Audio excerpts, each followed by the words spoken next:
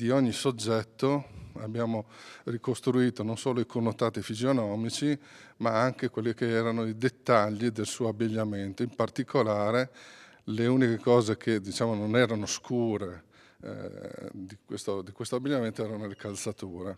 Sono stati i dettagli come la fluorescenza e i marchi delle scarpe indossate a fare la differenza nella complessa attività investigativa che ha portato al fermo di 3 dei 4 delinquenti che nella notte tra il 27 e il 28 luglio scorsi hanno colpito tra Marca Trevigiana e Udine. 2 le rapine consumate, vestiti completamente di nero, eccetto proprio per le scarpe, e travisati con dei passamontagna. La prima alle 23:30 alla sala slot Las Vegas di Silea, la seconda circa 3 ore dopo all'Admiral di Remanzacco.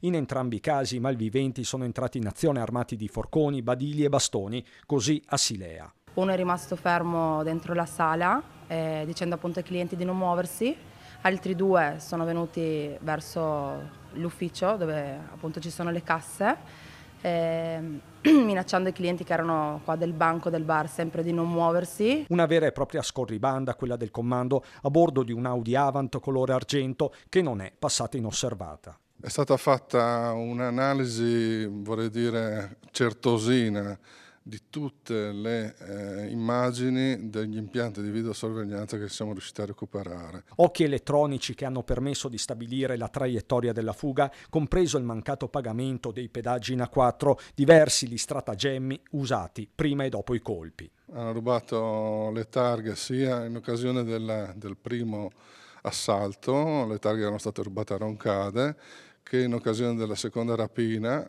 le targhe erano state rubate a Pradamano, in provincia di Udine. L'epilogo il 31 luglio, quando l'auto viene fermata dalla polizia per un controllo di routine ad Aurisina, vicino Trieste. È qui che l'incrocio delle informazioni porta al fermo degli occupanti 3 cittadini rumeni di 22, 23 e 26 anni che forse erano diretti oltre confine. Se il diavolo si nasconde nei dettagli, il ladro stavolta è nelle scarpe. I soggetti che sono stati fermati in provincia di Trieste ad Aurisina erano proprio in possesso di queste scarpe particolari, di queste calzature particolari ed erano tra l'altro perfettamente identici a livello di connotati fisionomici ai soggetti responsabili delle rapine. Con loro anche 5.000 euro in contanti, più o meno l'ammontare del doppio colpo. Il fermo viene convalidato dal GIP del Tribunale Giuliano. Tutti e 3, 2 di questi con pesanti precedenti, restano in carcere a Trieste. Cerchiamo il quarto complice, ma stiamo cercando anche di allargare le indagini